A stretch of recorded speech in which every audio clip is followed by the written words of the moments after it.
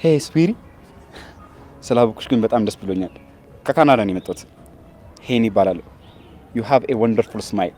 ግን እባክሽ አንድ ነገር ላስቸግርሽ። ይሄ አስፈሪ ዘበኛችሁን በእናትሽ አረጋጊልኝ። ዞር በል አንተ ጋጦት! እንዴት አጠገቤ ቆመህ እንዲህ ታወራለህ? አንተ የልጅነቴ እኮ ነች ሮማኔ ማለት። ይኸውልህ አሁን ሳላንጠፋጥፌ ከዚህ ዞር በል። አይ የምትል ከሆነ ደግሞ ሆስፒታል ነው የሚያሳድር። አሹ ተው እንጂ። ይኸውልህ እኔ አሹ እየተረጋጋ አይደለም። ወደ መኪና ውስጥ ነው ባንዲድ። በቃ ባይ ሮማንዬ፣ በጣም ቆንጆ ነሽ። እሺ አስዩ ላይ ረር አንተ ወስ ልቀቂኝ ሮማኔ፣ ልቀቂኝ። ልኩን ላሳየው። ይህን ሰውዬ ሳላንጠፋጥፈው ዛሬ ሰላምን ያላገኘ። ልቀቂኝ ብያለሁ ሮማን። አሹ ተረጋጋ እንጂ ምን እያደረክ ነው? ደግሞ ቲቪ ሰምተው እንዳይወጡ ባይጣጣ። በቀና ወደ ውስጥ እንግባ። ዞር በይ ሮማን። አንቺ ነሽ ደግሞ እንደዚህ የምታስደፍሪ። ቆይ በዚህን ሰዓት ምን ልትሰሪ እየተቅለበለብሽ ወጣሽ? በዚህን ሰዓት ወጥተሽ ታውቂያለሽ አንቺ ራስሽ? አሹ ምን እያልከኝ ነው? እኔ ደግሞ ምን አደረግኩኝ? እባክህ ዳኒ እውነቱን ንገረኝ። እኔ እኮ እዚህ ድረስ የመጣሁት ለሊን ለማግኘት ነው። ስመጣ ግን ለሊ ቤት ውስጥ የለችም። ቆይ የት ሂዳ ነው? ዳኒ አሁን ድብብቆሹን ተውና እውነቱን ንገረኝ። ኤላ እባክህ ተረጋጋ። በቃ ይሄንን ነገር ልነግርህ አልፈለግኩም ነበር፣ ግን ንገረኝ ብለህ ካስገደድከኝ ለሊ አግብታለች። ሌላ ሰው አግብታ እየኖረች። ምን? ዳኒ ምን እያወራ ነው? ለሊ አግብታለች ነው እያልከ ያለው? በጭራሽ እንደዛ አይሆንም። ለሊ ከኔ ውጪ ሌላ ሰው ልታገባ አትችልም። ዳኒ እየቀለድክ ነው እንዴ? ኤላ እባክህ ተረጋጋ። ለሊ አንተ ትታት ከሄድክ በኋላ በቃ ሌላ ህይወት ጀምራለች። በጭራሽ ለሊ እንደዛ ልታደርግ አትችልም። እንዴት እኔ ላይ እንደዛ አይነት ክደት ታደርጋለች? እኔ እኮ ለእሷ ብዬ ነው ያን ሁሉ ነገር ጥዬ የመጣሁት። አሁን እኮ እዚህ ብትናደድ ብትጮ ምንም የምትቀይረው ነገር የለም። አንድ ይሆናል። በጭራሽ እንደዛ አይሆንም። እየዋሸ ነው አይደል? አረ እንደውም የሌለ ሰርግ ተደግሶ እኮ ነው ያገባችሁ። እኔ ራሱ በልቻለሁ።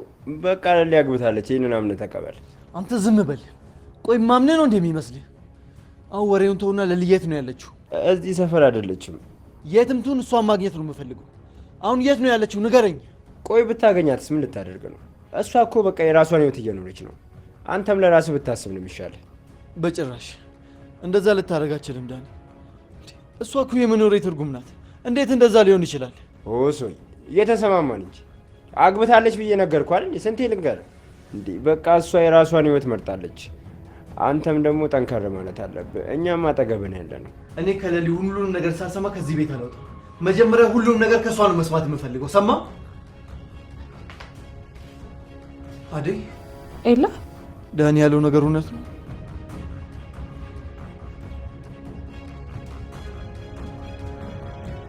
የሌባ አይነ ደረቅ ይሉት ዘንድ ኤላ ተመልሶ መጥቷል። ኤላ ተመልሶ መምጣት አልነበረበትም የምትሉ ኮመንት ላይ አንድ ቁጥርን በመጻፍ ቪዲዮን ጀምሩት። እንደሚታወቀው ከውጭ ሀገር ሻንጣውን ጠቅልሎ ወደ ኢትዮጵያ መጥቷል። አዲስ አበባ ገብቷል እና ኤላ ለሊን እየፈለጋት በራውን ኮክቶ ቢቆም ማንም ይከፍትለት ስላጣ ለዳኒ ደውልለትና ዳኒ መጥቶ ወደ ቤቱ ያስገባዋል። እናም የሌሊ ቁልፍ እኔ ጋር ስላለን ይለዋል። እንዴት አንተ ጋር ሊኖር ቻለ ቢለውም መልስ የለውም። በሌላ በኩል አደይና ዴቭ አብሮ ቆሞ እያለ ፍቅር እየሮጠች ትመጣና ስልክ የተሰረቀብኝ ስልክ እያወራው እያለ ነው መንተፈውኝ ሄዱት ብላ ተነግረዋለች። የዚህ ሰዓት ላይ አደይ ስትስቅ ምን ያስቅሻል? ክፋትሽን በዚህ ልታሳይ ትሞክሪያለሽ ብላ ትጮባታለች። አደይም በቃ ዴቭ እኔ ወደ ውስጥ ልግባና እማም ስለምትመጣ አንዳንድ ነገሮች ላስተካክል ብላ እየሳቀች ወደ ውስጥ ትገባለች። የዚህ ሰዓት ፍቅርና ዴቭ ቆሞ ማውራት ይጀምራሉ። ዴቭ ምንድነው ነገሩ? እስኪ ምንድነው አስረጅን በትክክል ይላታል። እንዴት ነው እንዴት ልትሰረቅ ይቻልሽ? መቼም ስትንዘላዘይ ነው ወይስ ከነዛ ዶርዬ ጓደኞች ጋር ገጥመሽ ነው ይላታል። አረ የምን ዶርዬ ጓደኛ ነው የምትለኝ? ስልክ እየወራሁ በነበረበት ሰዓት ላይ ሆነ የቀሙኝ። ደግሞ ከነሱ በላይ የሚገርመው ዳይመንድ እና እኮ ራሱ ይህንን ሁኔታ እያዩ ሊረዱኝ ፈቃደኞች አይደሉም። ዝም ነው ያሉኝ፣ ሳቁብኝ፣ ጭራሽ አላገጡብኝ ትለዋል። የዚህ ሰዓት ላይም ዴቭ ይስቅና በቃ ለማንኛውም እስኪ ልሄድና ቤት ልብስ ልበያበስና ወይ ፖሊስ ጣቢያ ወይ ደግሞ እነ ኪንጎን ፈለጋልገን ቢሆን ሌባውን እናገኘዋለን አታስቢ ይላትና አብረው ወደ ልብሱን ለመቀየር ይሄዳሉ። በሌላ በኩል ደግሞ ዶክተር ሄኖክን ይዞት ይመጣል። ሄኖክ ሊዲያ ለማግኘት ነው ፍላጎቱና መጀመሪያ ሰላም ከተባባሉ በኋላ ሁኔታውን ሲነግሩት ዱላውን ይዞ ይጣል ማለት ነው አሹ። ከዛም ካልመታወት እያለ ይደነፋል። እንዳንተ አይነት የውጭ ባንዳ ወይም ደግሞ ባሪያ ጋር ነው እንደሷ የምትሄደው? እሷ የተከበረች ልጅ ናት፣ የተከበረች ቤተሰብ ያላት ለዛውም ኢትዮጵያ ውስጥ የምትኖር ብሎ እሱ ሊቆጣ ይሞክራል። ነገር ግን ሄኖክ ምንድነው እዚህ ሀገር ያላችሁ ሰዎች እንዳላችሁ ምንድነው ስራችሁ ምናምን ብሎ ሲናገረው አሹ እመተዋለሁ ብሎ በሚደነፋበት ሰዓት ላይ ዶክተር እባክተው ብሎ ያስቆመዋል ማለት ነው። ነገር ግን ሄኖክ የሚሰማ ጉድ አይደለም። እሱንም ለዛ እየተናገረው ይሰድበዋል። ባላገር እያለ ራሱ ይሳለቅበታል።